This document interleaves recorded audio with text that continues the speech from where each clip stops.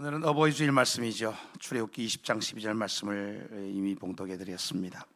시간이 한참 지나서 잊으신 분도 있을 수 있는데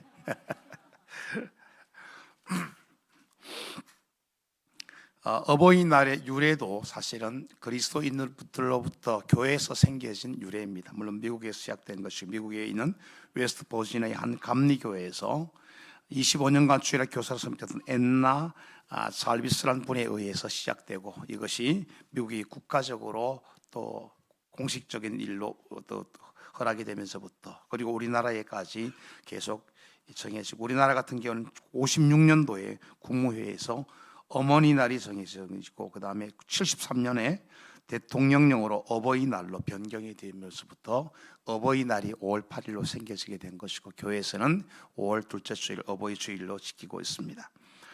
우리 부모님을 생각하면 우리 집사님들의 간증에도 그런 부분이 좀 나온 것 같습니다만 늘 죄송스럽고 안타까움이 있죠. 왜냐하면 받은 사랑을 생각하면 우리가 부모님을 향해 섬기는 사랑은 너무나도 부족한 것이 많다고 누구나 여기기 때문에 그런 것 같습니다. 내리사랑은 본능적으로 강하죠. 내 새끼는 너무 귀합니다. 그러나 우리 부모님들 치사랑은 본능적으로 그에 비해서 약할 수밖에 없는 것이 현실이기 때문이다라는 생각이 듭니다. 그래서 자식도리를 잘 못하는 것 같아, 그런 아쉬움이 늘 있지요.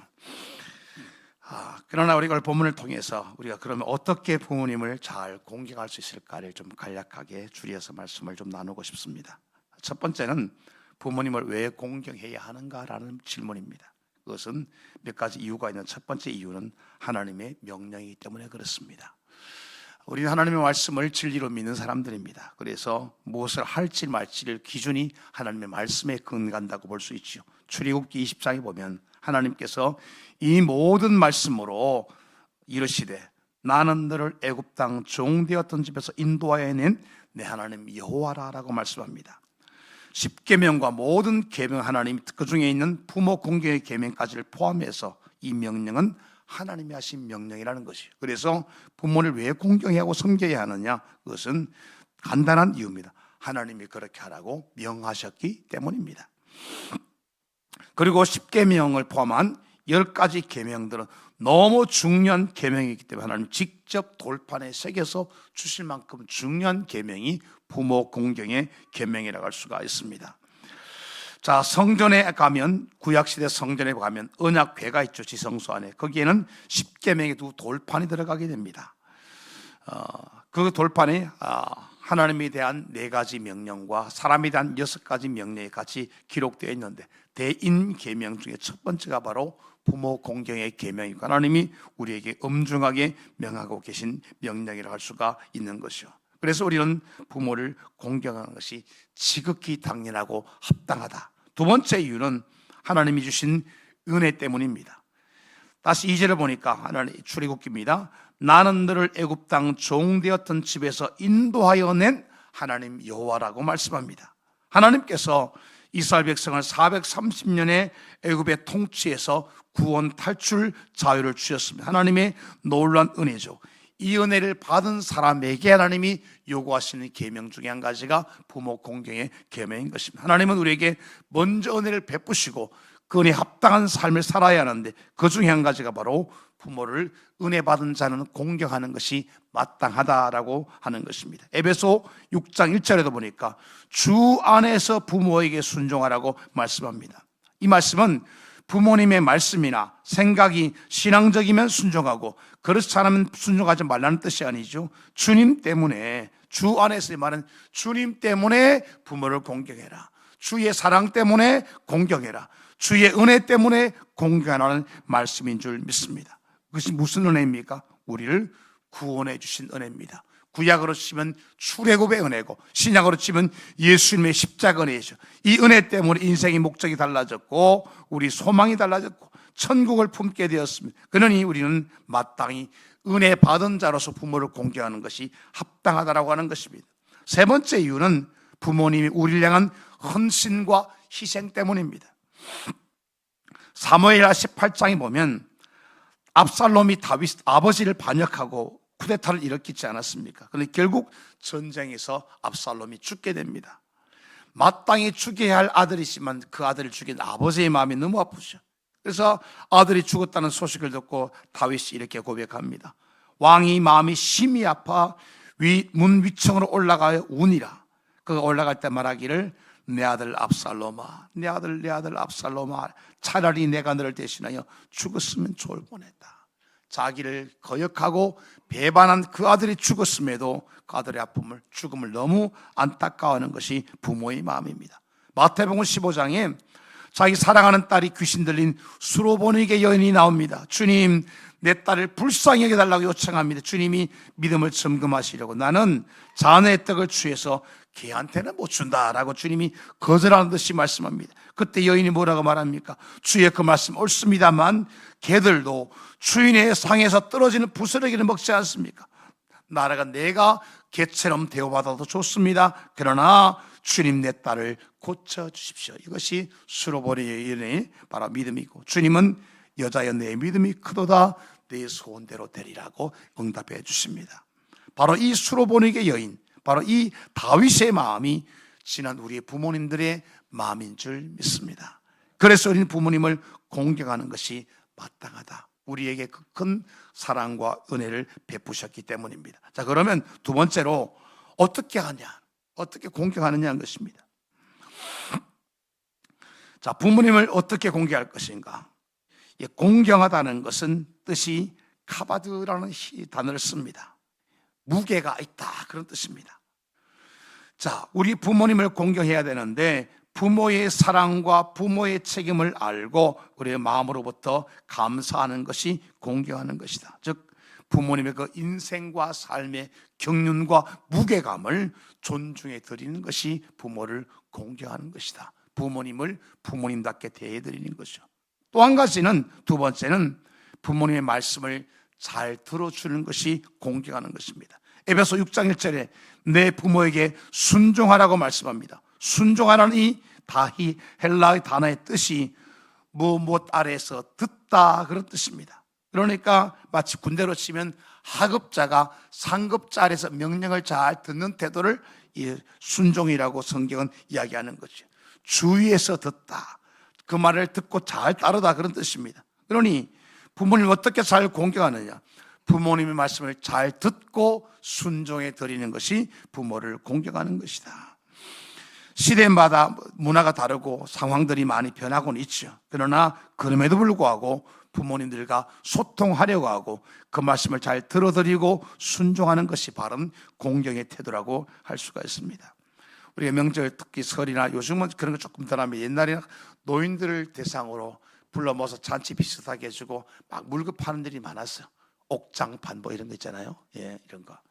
집에 갔더니, 추석에 갔더니 부모님이 옥장판을 쫙 사다 놓고, 야, 2개 샀다, 하나 가져가라, 뭐 그러잖아요. 정신 있습니까, 없습니까? 그러지 말고, 그걸 왜 샀겠냐는, 왜 샀겠냐. 그래도 하나 나눠주고 싶은 마음 때문에, 마음 때문에. 속은 타겠지만 우리가 부모님 마음을 이해해 드리는 거죠. 자, 또 한 가지는 우리의 그 내면을 잘 관리하는 것이 필요합니다. 옛날에는 부모님들이 자녀들에게 좀 함부로 대하는 그런 시대도 있었습니다. 이놈 새끼 뭐 이런 게 많았단 말이죠. 그러다 보니까 자녀들이 상처를 받아요. 부모님은 잘 몰라요. 그러다 보니까 마음에 깊은 상처가 되기도 하고 쓴뿌리가 생기기도 합니다. 한신대 정탁이 박사님이 그런 간증을 한 적이 있어요.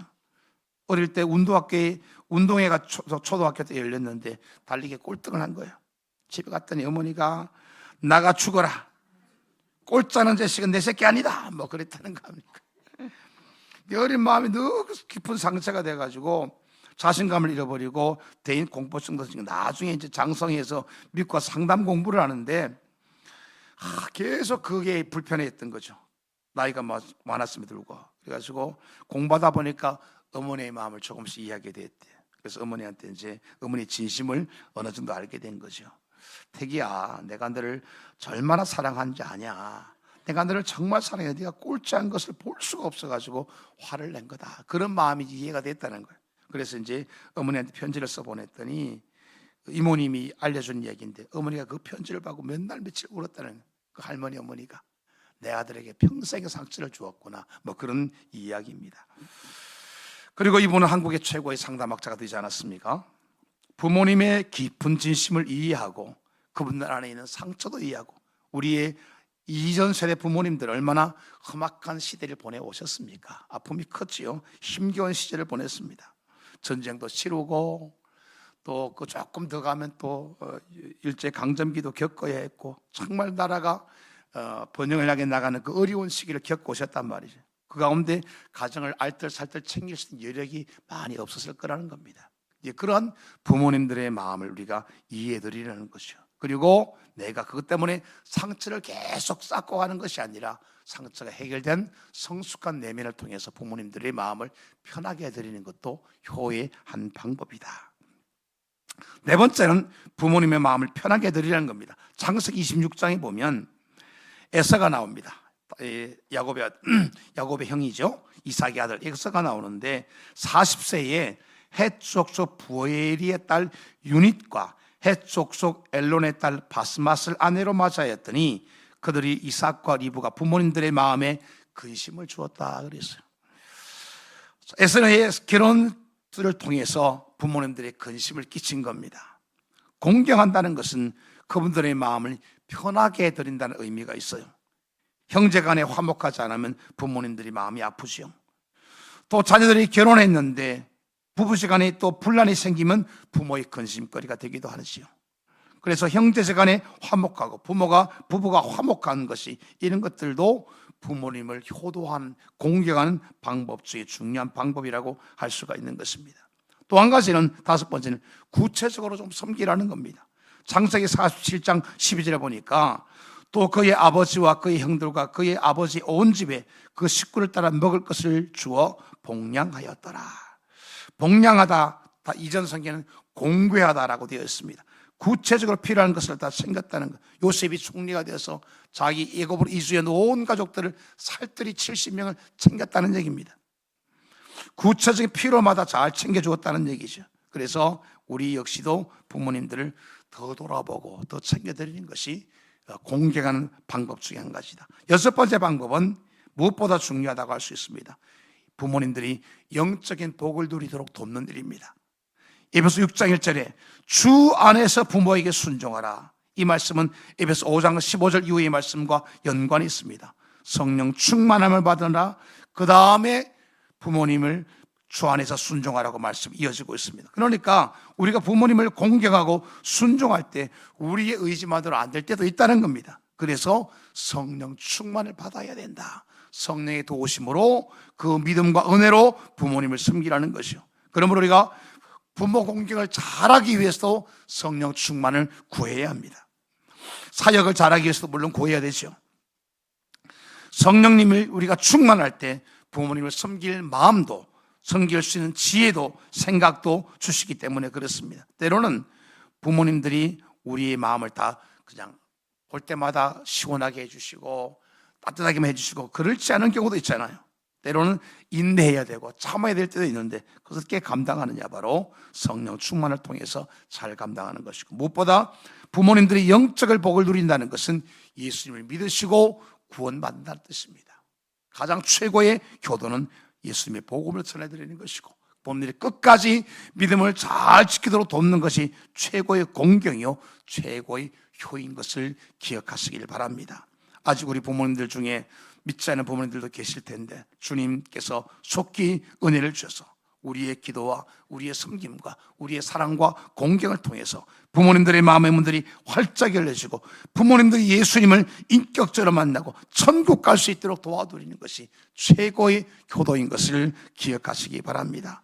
물론 우리가 마음 먹는다고 우리의 시기에 우리 뜻대로 되지는 않지만, 그러나 우리 일은 포기할 수가 없는 우리의 귀한 사명이고 본분인 줄 믿습니다.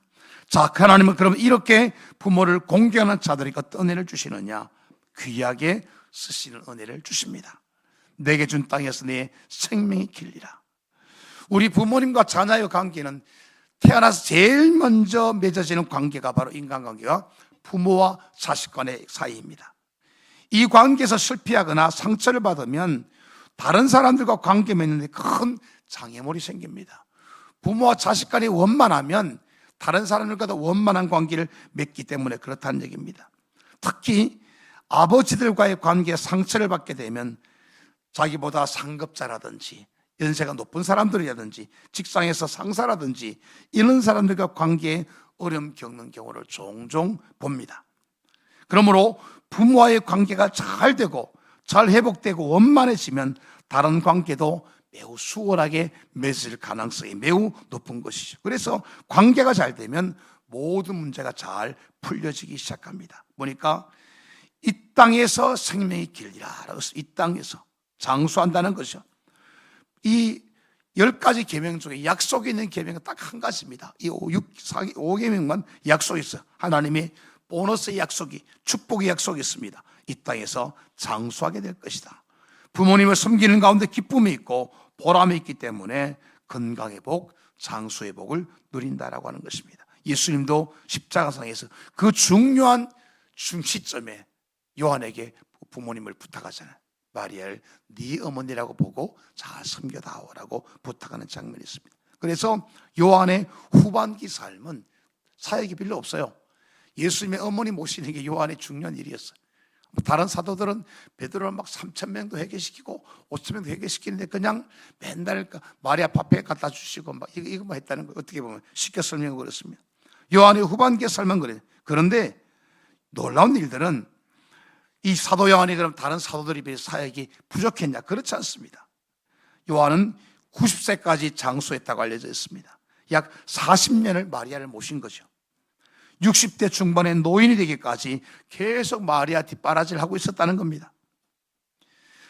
자, 그러면서 그는 그 삶이 점점 의미 없는 인생으로 줄어드는 것이 아니라 그 노인 요한이 요한복음을 기록하고 요한일기 3서를 기록하고 심지어 요한계시록을 다 기록할 정도로 장수하면서 성경을 기록한 위대한 흔적을 남게 되었더라. 또 이방인이면서도 늙은 시어머니를 공양한 룻도 있습니다. 그는 다윗의 조상이 되었습니다. 예수님의 조상이 된 겁니다. 명문 가문을 세울 수가 있었습니다. 이처럼 하나님께서는 하나님의 약속대로 부모를 공경하는 자들에게 귀하게 쓰여지는 복을 허락하신다는 사실을 발견하게 됩니다. 또 한 가지는 번영의 복을 주십니다. 에베소 6장 3절에 보시면 네가 잘되고 끝이 좋은 인생이 되고 복받는 인생이 되고 그런 말입니다.